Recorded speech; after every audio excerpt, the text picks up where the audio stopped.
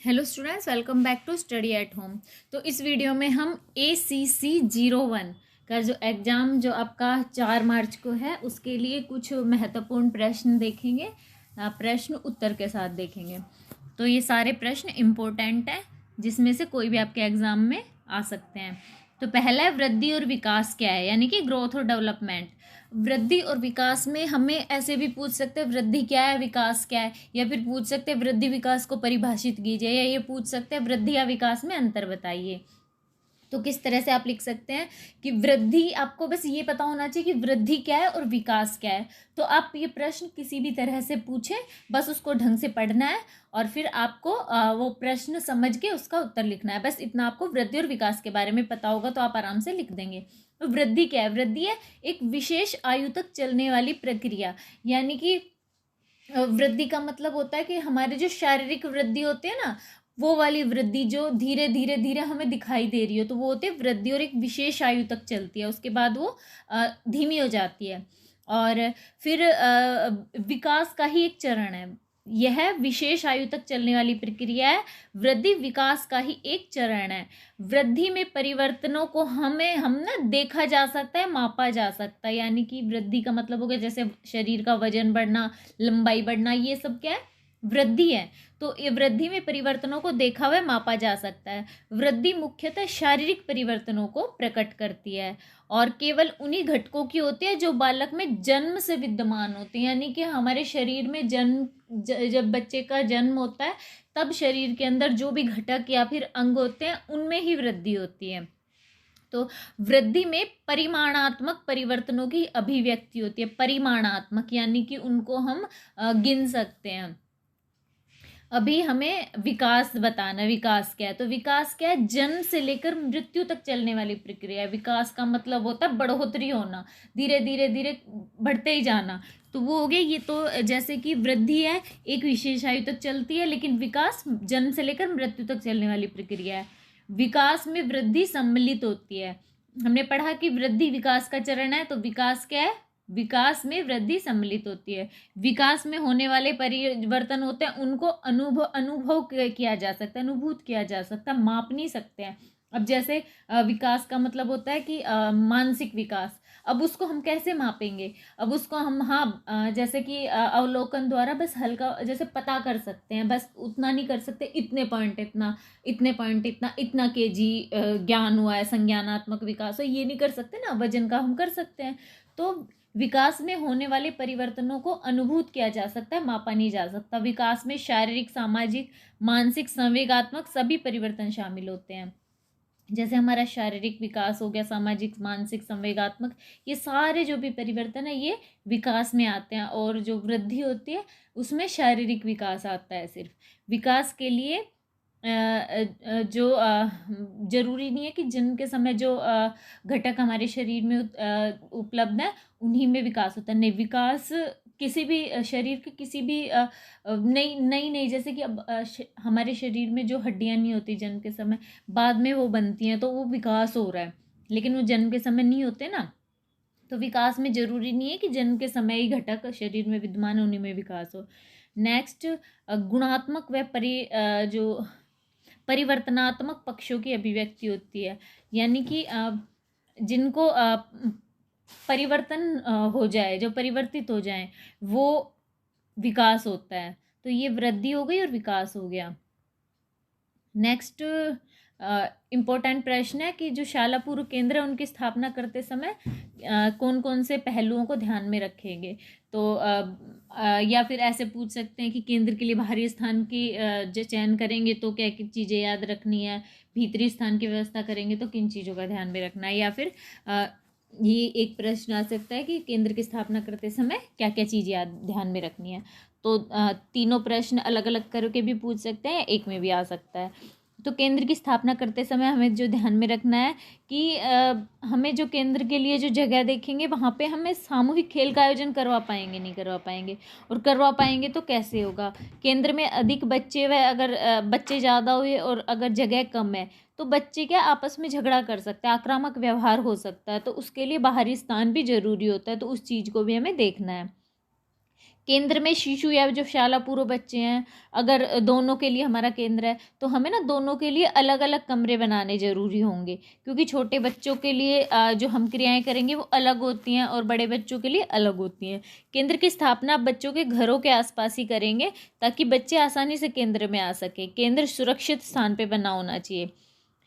बाहरी स्थान की व्यवस्था, भीतरी स्थान की व्यवस्था, ये जो हम करेंगे ये भी इसके इसके अंतर्गत भी आप ये सब लिख सकते हैं।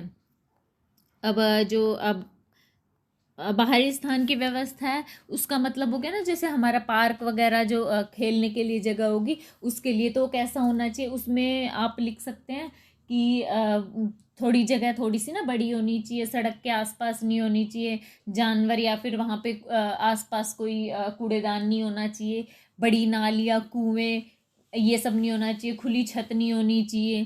तो ये सारी चीज़ें इसमें आ जाएंगी बाहरी स्थान की व्यवस्था करते टाइम। और ऐसा कि जैसे कि हमारा जो बाहरी स्थान है उसके चारों तरफ जो कांटे से रहित जो झाड़ियाँ होती है ना, उनकी हमें एक बाउंड्री सी बनवा दे ताकि बच्चे सीधे जाए ना।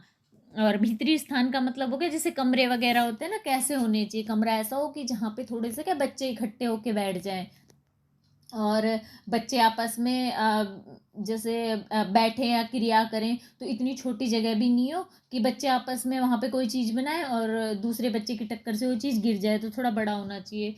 जो बड़ों के लिए अगर कमरे हैं तो उन कमरों में अगर बच्चों को बिठाना है तो भीतरी स्थान के लिए क्या करेंगे, उन कमरों में थोड़े चेंज करने पड़ेंगे, जैसे बिजली के प्लग नीचे हैं तो उनको ढकना पड़ेगा या हटवाना पड़ेगा, और जो दरवाजे की जो हैंडल होता है वो थोड़ा नीचे लगाना है, दीवार के साथ साथ जो क्रिया क्षेत्र होते हैं वो बनाए जाएं। तो ये 2-3 चीज़ें जो बाहरी स्थान या बाहरी भीतरी स्थान की व्यवस्था के लिए ध्यान में रखनी है।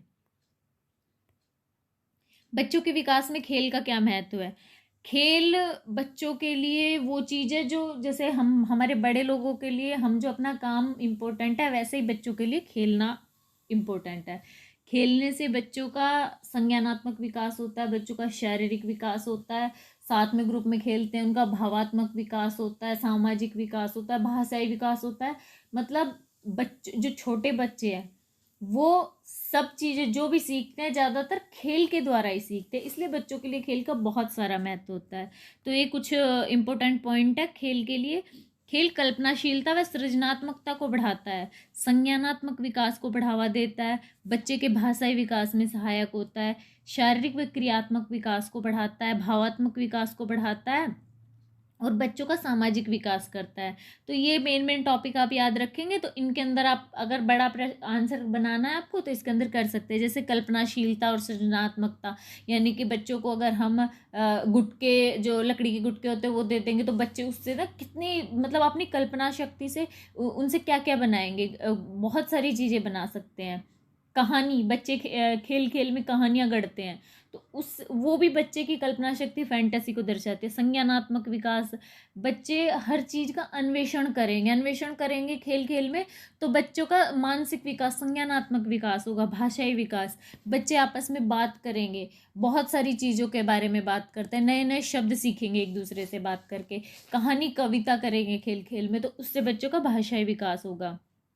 खेल शारीरिक व क्रियात्मक विकास को बढ़ाता है, यानी कि जैसे कि बच्चे कोई धागा पिरोने वाली गतिविधि करेंगे, खेलेंगे, या फिर बच्चे पकड़ा पकड़ी खेल रहे हैं, छुपम छिपाई खेल रहे हैं, स्लाइडिंग पे चढ़ के खेल रहे हैं, पेड़ पे चढ़ रहे हैं, तो ये स्थूल क्रियात्मक शारीरिक विकास को बढ़ाता है बच्चों को। शारीरिक विकास में और क्रियात्मक विकास का मतलब हो गया स्थूल क्रियात्मक और सूक्ष्म क्रियात्मक विकास, वो खेल से होता है।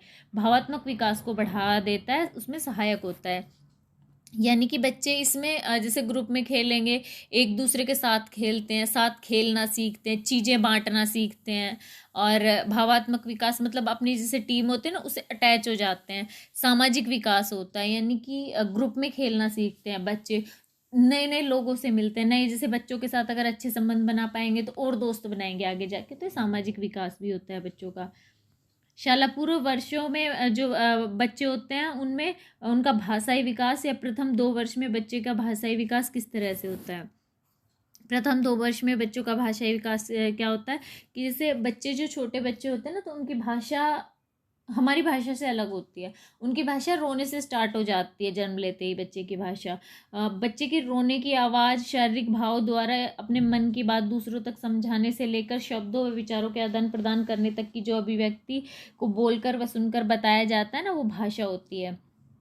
बच्चों के लिए भाषा का मतलब रो के अपने शब्द या संकेतों द्वारा समझाना ही बच्चों के लिए भाषा होती है। वाक ध्वनियों के बीच विभेदीकरण करना सीखते हैं बच्चे, और फिर बच्चे बोलने की शुरुआत कर देते हैं। वाक ध्वनियों के बीच विभेदीकरण अगर आपसे पूछा जाए तो इसका मतलब वो क्या, बच्चे क्या है जिनको बोलना नहीं आता तो क्या माँ की आवाज़ अलग पहचानना शुरू कर देते हैं। जानवरों की आवाज़ भी वो जैसे सुन के अलग पहचानना शुरू कर देते हैं।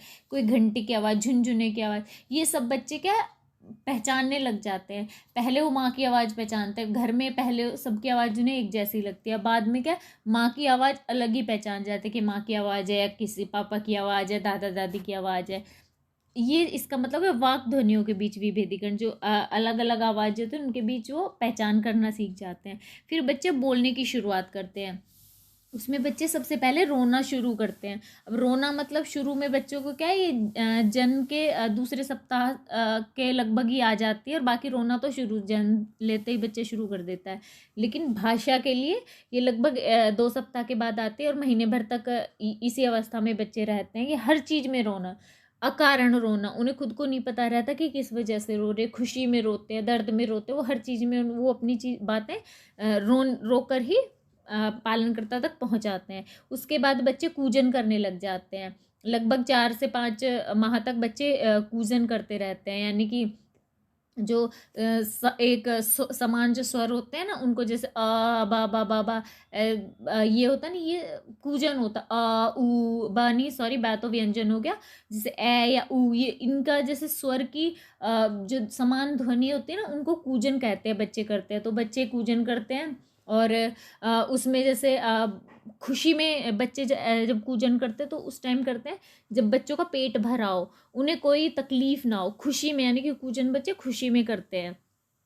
और उसके बाद बच्चे 5 महीने के बाद बच्चे बालालाप करना सीख जाते हैं। उसमें बच्चे जैसे स्वर व व्यंजन होता है ना, उसके छोटे छोटे 2 अक्षर के शब्द बनाते हैं, जैसे मम्मम, दुद्दू, पापा, मम्मा।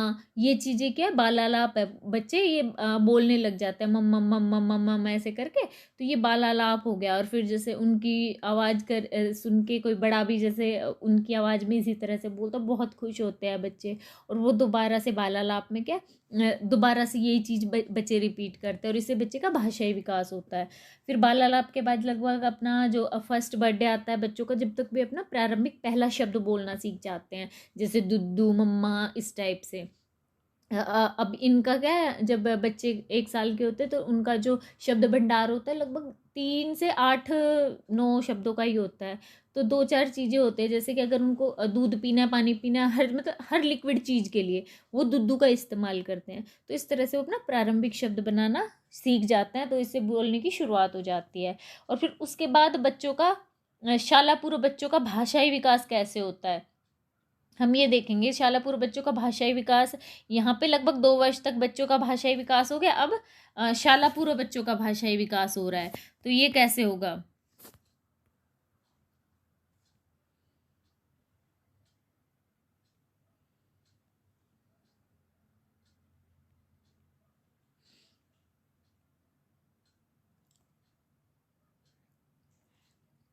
तो यहाँ पे जो प्रथम 2 वर्ष में भाषा का विकास प्रारंभिक शब्द तक हो जाता है। फिर उसके बाद शालापूर्व बच्चों का भाषाई विकास अगर आपसे पूछा जाएगा तो उसमें क्या कर सकते हैं। शालापूर्व बच्चों का भाषाई विकास में पहले उनके शब्द भंडार में वृद्धि होती है, फिर उनको भाषा के नियमों का ज्ञान होने लग जाता है, फिर उसके बाद पठन पूर्व व लेखन पूर्व कौशल उनमें आने लग जाते हैं। के लिए जो शालापूर्व बच्चे, तो उनके लिए भाषा का मतलब क्या होता है। भाषा होती है कि जैसे कि पहले बच्चे रोके या फिर संकेतों से अपनी बात समझाते थे, तो शाला पूर्व वर्षों में बच्चे क्या अपने छोटे छोटे वाक्यों से अपनी बातें पहुंचा सकते हैं, वो बोलना सीख जाते हैं, शब्द बनाना सीख जाते हैं। बस थोड़ा सा वो क्या है उनका तरीका अलग होता है बोलने का।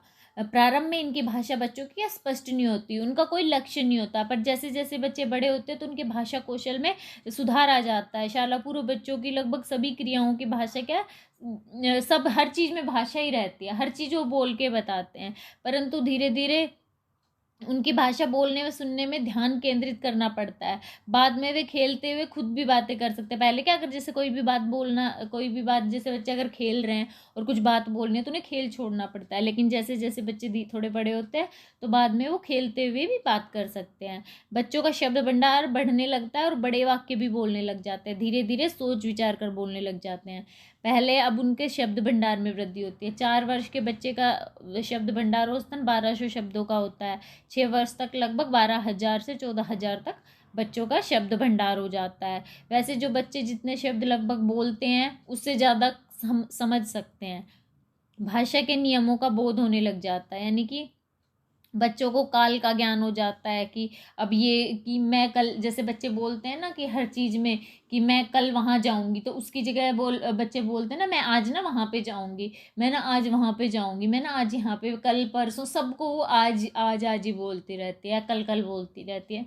तो बच्चों को शब्द भाषा के नियम कि किस जगह क्या बोलना है, कब किसके लिए क्या बोलना, वो चीज़ें बच्चों को ज्ञान होने लग जाता है। फिर उसके बाद बच्चों को पठन पूर्व लेखन पूर्व कौशल होते हैं, वो विकसित होते हैं कि पढ़ने के लिए बच्ची तैयार होती है, लिखने के लिए तैयार होती है। पढ़ने के लिए आंखों की गति पर नियंत्रण करने लग जाती है। आकारों की सूक्ष्म भिन्नता, जैसे कि भय और मैं जो होता है देखने में एक जैसा है, लेकिन भय अलग तरीके से लिखा जाएगा, मैं अलग तरीके से, इनको पहचानने लग जाती है। रंग या पेंसिल, किताबें, इनको पकड़ना, मेज पलटने के लिए उंगलियों व कलाइयों पर नियंत्रण करने लग जाती है। बच्ची को बाएं दाएं नीचे ऊपर गोल चौकोर इन सब की संकल्पनाओं की समझ होने लग जाती है। अक्षरों से शब्द बनाना सीखती हैं। ध्वनियों के मिश्रण से शब्द उच्चारण को बना पाती है, जैसे कुआं, रुई, तो ऐसे जैसे 2 शब्दों के 3 शब्दों के अक्षर के शब्द बनाना सीख जाती है, वाक्य बनाना सीख जाते हैं। घटना या वस्तु को याद रख पाते हैं और उनमें वर्गीकरण कर पाते हैं। ध्यान केंद्रित कर सकती हैं बच्चे, अक्षर के आकार को समझने लगते हैं। तो ये बच्चों का भाषाई विकास हो गया। एक इम्पोर्टेंट प्रश्न होता है कि बच्चों को जैसे किसी भी तरह से पूछ सकते हैं कि दंड देना आवश्यक है, आपको क्या लगता है दंड देना चाहिए नहीं देना चाहिए, या फिर इस तरह से पूछ सकते हैं शाला पूर्व बच्चों को माता पिता द्वारा या अभिभावकों द्वारा अनुशासित करने के तरीके क्या क्या हैं। तो इनका आंसर एक ही रहेगा। बच्चों का पालन पोषण करते समय माता पिता का जो व्यवहार होता है या पालन पोषण के तरीके होते हैं वो बहुत महत्वपूर्ण होते हैं। उनसे ही क्या बच्चे को हमें पता चलता है कि बच्चे का विकास किस तरह से हो रहा है। बच्चे को अनुशासन में रखने के लिए जो तरीके अपनाए जाते हैं वे निम्नलिखित हैं। पहला है बच्चों को अनुशासित करने का तरीका स्नेह केंद्रित तरीका। माता पिता बच्चे के किसी भी कार्य के लिए अगर जैसे संतुष्ट नहीं है, नहीं उन्हें लगता है कि कोई गलती की है, तो ऐसा उन्हें लगे कि ये काम सही नहीं किया, तो उस पर क्या है कंट्रोल करना चाहते हैं माता पिता, उस व्यवहार पर नियंत्रण करना चाहते हैं। ऐसे में वो 2 तरीके अपनाते हैं। पहले तो क्या उस बच्चे को ये कह देंगे कि अच्छा आपने ये किया तो इससे पता है ये हो सकता था, तो इससे बच्चा क्या करेगा, वो गलती मानेगा और बच्चा दोबारा नहीं करेगा, क्योंकि उसे ये पता चल गया कि मैं ये करता तो इससे ये हो सकता था, इससे ये समस्या हो सकती थी, उसे माता पिता ने ये बता दिया, तो आगे वो गलती करेगा नहीं। तो ऐसे माता पिता अनुशासन के प्रति तो दृढ़ होते हैं, पर बच्चे के साथ धैर्यपूर्ण व स्नेहपूर्ण रहते हैं। उन्होंने बच्चे को डांटा नहीं, मारा नहीं, बच्चे को उसकी गलती भी बता दी और ये बता दिया कि इससे ये हो सकता है, तो इससे क्या बच्चे को समझ में भी आ गया और आगे बच्चा वो करेगा भी नहीं। जैसे कि बच्चे को गलती करने पर ये नहीं बोलते कि तुमने ये काम कर दिया, तुम तो अच्छे बच्चे नहीं हो, तो इससे क्या बच्चे को हमने बता तो दिया कि तुमने ये काम जो गलत काम किया है, लेकिन हमने उसे उसका वजह तो बताई नहीं, उल्टा बच्चे को ये बोल दिया तुम गंदे बच्चे हो। अब बच्चा आगे करे ना करे उसे क्या पता कि ये गलत काम क्यों है, तो ये चीज़ सही नहीं है, बल्कि वो कहेंगे कि तुमने जो किया वो काम गलत था और वजह भी बता देंगे। इससे क्या बच्चे को अपनी गलती का एहसास होता है, साथ ही उस क्रिया के परिणाम का भी पता चलता है, तो वो काम दोबारा नहीं करेंगे। अनुशासन करने का यह तरीका स्नेह केंद्रित कहलाता है, जो कि बच्चे के सामाजिकरण में लाभदायक होता है। दूसरा तरीका होता है दंड देने का, जो है शक्ति केंद्रित तरीका। इसमें माता पिता बहुत सख्त होते हैं, अपनी आज्ञा बच्चों के ऊपर थोप देते हैं कि अच्छा मैंने कहा ये करो, तो वे बच्चे को अपनी गलती पे बहुत डांटते हैं, तुरंत बोल देते हैं, पर ये नहीं बताते उन्हें कि क्यों किया आपने गलती, बस कि मैं तुम्हें ये कर दूंगा, तुमने ये क्यों किया, बस ये काम मत करो। पर ये नहीं बताते कि ये काम क्यों मत करो। वे बच्चे को उसके विशेष अधिकार, जैसे पार्क में खेलना नहीं जाने देंगे, पार्क में खेलने नहीं जाएंगे, हम आपसे ये चीज़ें छीन लेंगे, आपको खाना नहीं देंगे, ये चीज़ें भी दे सकते हैं और शारीरिक दंड भी दे देते हैं। इससे बच्चा उस टाइम के लिए वो कार्य तो रोक देगा, मतलब जो काम किया वो रोक देगा, पर क्या फिर से करेगा, क्योंकि उसे तो पता ही नहीं चला कि उसने ये किया है तो गलत क्यों है। तो गलती पता चलेगी तभी तो वो रुकेगा। तो ये जो तरीका है ये दंड पे आधारित तरीका है, इसलिए दंड के डर से उस समय के लिए रुक सकता है। अनुशासन का यह तरीका शक्ति केंद्रित तरीका कहलाता है। अब जो माता पिता होते हैं वो किस प्रकार के दंड का इस्तेमाल करते हैं? लगभग सभी माता पिता कभी ना कभी अनुशासित करने के लिए दंड का किसी न किसी रूप में इस्तेमाल करते ही हैं। जैसे कि पहला शारीरिक दंड, यानी कि बच्चे को थप्पड़ मारना, चांटा मारना, पीटना। मौखिक रूप से दंड, जैसे बच्चे को डांट देना, डराना, गाली देना। वस्तुएं ना देकर दंड देना, कपड़े या अपने जो रहते ना कपड़े, फेवरेट कपड़े या फिर खाने की चीज़, ये चीज़ें ना देना। बच्चे को अपने स्नेह से वंचित रखना, यानी कि बच्चे को कह दे कि आप मेरे से बात मत करो और थोड़ी देर उसे अकेला छोड़ दे, बच्चे की बात ना सुने, उसकी उपेक्षा करें। दूसरों को दिख देने के लिए उसे जिम्मेदार बताएं, तो ये भी बच्चे को स्नेह से वंचित करना ही हो गया। हर परिस्थिति में एक ही तरीका नहीं अपनाया जा सकता, इसलिए माता पिता को स्नेहपूर्ण तरीका अपनाना चाहिए, परंतु अत्यधिक जरूरत होने पर थोड़े बहुत दंड की भी आवश्यकता है। अभी कुछ इम्पोर्टेंट टॉपिक हैं जो आपके एग्जाम में आ सकते हैं कि स्वसंकल्पना क्या है। अपने बारे में दिखने वाली वस्तुओं की कल्पना, अपने आप में, जैसे अपने आप में कि मैं ऐसा हूँ, ये चीज़ क्या होती है? स्वसंकल्पना होती है। अपने बारे में, अपने आप में दिखने वाली जो विशेषता है तो उनकी कल्पना। जैसे बच्चे होते हैं, जैसे बच्चे धीरे धीरे थोड़े बड़े होते हैं तो उनमें योग्यताएं विकसित होती है, वैसे वैसे अपनी योग्यताओं या क्षमताओं को महसूस करने लगते हैं और अपनी योग्यता के बारे में स्वसंकल्पना बना लेते हैं। जैसे कि मैं ऐसा कर सकता हूँ, मैं ऐसा करूँगा, मैं अकेले सड़क पार कर सकती हूँ, ये इस टाइप से। कई माता पिता बच्चों से कहते हैं कि तुम कभी भी ये नहीं काम सही से नहीं कर सकते, तुम चतुर हो, तुम हमेशा कुछ ना कुछ गिराते रहते हो, तुम तो बहुत ही अच्छे बच्चे हो, या तुम बहुत बुरे बच्चे हो, तुम बहुत शैतान हो। तो ये सारी क्या स्वसंकल्पनाएं ही हैं बच्चे के बारे में।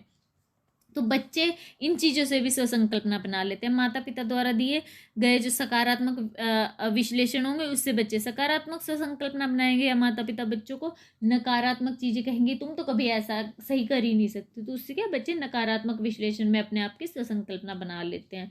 लिंग संबंधी जो संकल्पना होती है, यानी कि बच्चे क्या, बच्चे धीरे धीरे समझ, पहले शुरू में बच्चों को लगता है ना कि लड़का लड़की के बारे में, बाद में धीरे धीरे समझ जाता है कि इसने फ्रॉक पहनी है तो ये लड़की है, और मैंने निक्कर पहनी है तो मैं लड़का हूँ, इसके बाल थोड़े बड़े हैं, मेरे बाल थोड़े छोटे हैं, तो इन चीज़ों के बारे में बच्चे समझने लग जाते हैं। लिंग भूमिका संबंधी रूढ़िवाद मान्यता, ये हो गया कि जो बच्चे जिनके घरों में क्या ज़्यादा रूढ़िवादी मान्यता होती है कि लड़का है लड़की के बारे में, तो ये भावना, जो लिंग संबंधी भावना है बच्चों में बहुत ज़्यादा आती है।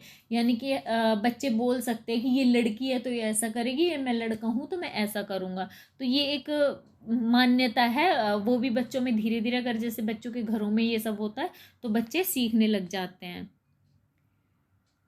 ये कुछ इंपॉर्टेंट टॉपिक है कि जीवत्वारोपण क्या है।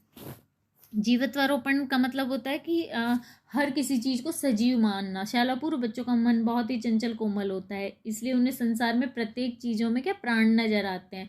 वे बच्चों की तरह, उन्हें लगता है कि जो चीज़ें बच्चों की तरह, यानी कि हमारी तरह सोच सकते हैं, उनमें भी फीलिंग्स होती हैं, इसलिए बच्चों को लगता है कि वस्तुओं को गिरने पे उन्हें चोट लग सकती है। सूरज जब जब थक जाता है तो शाम को छिप जाता है, चांद होता है उसे ठंड लग रही है इसलिए बादल में जाके छिप गया है आराम से। ऐसे हर चीज़ों के बारे में सजीव चीज़ें सोचते हैं और हर चीज़ को सजीव ही लगता है। वे सोचते हैं कि पुल कितना थक जाता होगा, क्योंकि उसके ऊपर क्या पूरे दिन भर इतनी भारी भारी बस ट्रक गाड़ियाँ चलती रहती हैं। गुड़ियाँ हैं, उसे ना बहुत ज़्यादा भूख लगी है, क्योंकि वो उन्हें सजीव लगती है, क्योंकि खुद को भूख लगती है। गेंद को है ना उछलना, बाउंस करना, लुढ़कना पसंद होता है, इसलिए वो लुढ़कती है। जैसे कि अब इसमें एग्जाम्पल में देख सकते हैं कि एक बच्ची है, वो चेयर के ऊपर जब भी बैठती तो बहुत शिष्टता यानी कि बहुत सभ्यता के साथ धीरे से चेयर को खींचती और फिर उसके ऊपर बैठती। शिक्षिका ने 2-3 दिन तक उसे कई बार ऑब्जर्व किया। बाद में उन्होंने उस बच्ची को पास बुलाकर प्यार से पूछा, तो बच्ची ने कहा कि है ना, अगर मैम मैं उसे ज़ोर से खींच के बैठूंगी तो उस कुर्सी को भी तो चोट लग सकती है। तो जो शिक्षिका ने उससे जो बात की और उसके उत्तर में जो बात बोली, उससे पता चलता है कि बच्चों में स्वसंकल्पना की भावना होती है। इसलिए हम मान सकते हैं कि शालापूर्व बच्चे मानते हैं कि प्रत्येक जो चीज़ होती है उसमें प्राण होते हैं, और बच्चों की इसी विचार शक्ति की योग्यता को जीवत्वारोपण नाम दिया गया है। वयस्कों के अनुसार बच्चे के तर्क सही नहीं होते हैं, परंतु ऐसा नहीं है, क्योंकि बच्चे में विचार शक्ति होती है, पर वह थोड़े बड़ों से क्या सोचने का तरीका थोड़ा अलग होता है, इसलिए वो अलग होती है। इस प्रकार प्रत्येक शालापूर्व बच्चों में जीवत्वारोपण की विशेषता पाई जाती है। नेक्स्ट टॉपिक है लगाव। लगाव क्या है या लगाव का महत्व क्या है? लगाव क्या होता है? दो लोगों के बीच भावात्मक संबंध लगाव होता है। लगाव सबसे पहले किससे होता है? पालनकर्ता या माँ के साथ होता है। दैनिक अंतःक्रियाओं में माँ और जो बच्चा है उसके बीच जो एक स्नेहमयी संबंध बनता है वो लगाव कहलाता है। जैसे माँ शिशु को अपनी गोदी में उठाती है, उसे दूध पिलाती है, एकटक देखती है, मुस्कुराती है, उसके बालों में सिर पे हाथ फेरती है, तो ये क्या है? बच्चे के साथ लगाव ही है, बच्चे के साथ लगाव की शुरुआत हो जाती है। लगाव होता है जो जन्म से कुछ समय तक जन्म के कुछ समय के बाद ही चलने लगता है। इसलिए कहा जाता है कि जन्म के तुरंत बाद बच्चे को ना माँ की गोद में दे देना चाहिए, ताकि माँ और बच्चे के बीच लगाव स्थापित हो सके। इससे बच्चे को परिपोषण गतिविधि जैसे खिलाना पिलाना नहलाना सुलाना इन सब से भी लगाव बढ़ता है। शिशु की देखभाल क्योंकि माँ ही करती है, तो उसका सबसे पहले माँ के साथ ही लगाव होता है। लेकिन अगर माँ जैसे बच्चे को दूध पिलाए और उस टाइम माँ को कोई समस्या हो, तनावग्रस्त हो, चिड़चिड़ी हो, तो बच्चा भी चिड़चिड़ा व दुखी होगा। उन्हें ऐसे लगेगा कि माँ का जो ये व्यवहार है रूखा सा, ये मेरी वजह से है, मेरी वजह से। जब मुझे गोद में लेती है तो माँ को ऐसा लगता है, तो बच्चे भी दुखी हो सकते हैं, बच्चे भी मतलब ऐसे चिड़चिड़े हो सकते हैं। इसलिए माँ को हमेशा बच्चों को जब भी गोद में ले बहुत खुश रहना चाहिए। बाल संस्थाओं में रहने वाले जो बच्चे होते हैं उनकी जैसे कि मानना है कि उनकी भी तो सारी शारीरिक ज़रूरतें पूरी हो जाती है, लेकिन वो संबंध नहीं बना पाते भावात्मक जो माँ के साथ बनाते हैं, क्योंकि क्या वो जो भावात्मक संबंध होता है ना वो बन नहीं पाता है, क्योंकि बहुत सारे बच्चे होते हैं। अब इनमें है कि अगर बच्चों के साथ क्या अच्छे भावात्मक संबंध बनाएंगे तो बच्चे भी खुश रहते हैं, रोते भी कम है। ये सेम वही पेज आ गया। और बच्चे वातावरण का, अपने आसपास के परिवेश का अन्वेषण खुद से करते हैं और माँ से चिपके नहीं रहते, डरते नहीं हैं। फिर उसका माँ के बाद बच्चा जो थोड़ा बड़ा होता है तो पिता के साथ भी लगाव होने लग जाता है। माँ के बाद शिशु के जीवन में पिता की भूमिका प्रमुख होती है। शिशु की देखभाल करने में माँ की ना बराबर मदद करते हैं पिता जो होते हैं, जैसे कि वो उतने स्नेहमयी संवेदात्मक अनुक्रिया दिखाने वाले होते हैं। जन्म से ही अगर पिता शिशु की क्या देखभाल करते हैं माँ के साथ और उसके साथ वक्त बिताते हैं, तो जो बच्चा शिशु होता है तो माँ के जितना ही लगाव पिता के साथ भी बना पाता है। फिर उसके बाद ज़्यादा संबंध बनाना, ज़्यादा लोगों के साथ लगाव के संबंध बनाना। माता और पिता के बाद बच्चा बाद में दादा दादी भाई बहन चाचा चाची या हमारे जो पड़ोसी रिश्तेदार उनके साथ भी लगाव बना लेता है। तो ये हो गया लगाव। ये वीडियो कुछ ज़्यादा लंबा हो रहा है तो मैं कुछ बचे हुए टॉपिक है ये मैं नेक्स्ट वीडियो में आप लोगों के साथ शेयर करूँगी। तब तक अगर वीडियो अच्छा लगा हो या फिर आपके लिए ये यूज़फुल रहा हो तो प्लीज़ चैनल को लाइक एंड सब्सक्राइब ज़रूर कर दीजिएगा। मिलते हैं अगले वीडियो में कुछ नए इन्फॉर्मेशन के साथ।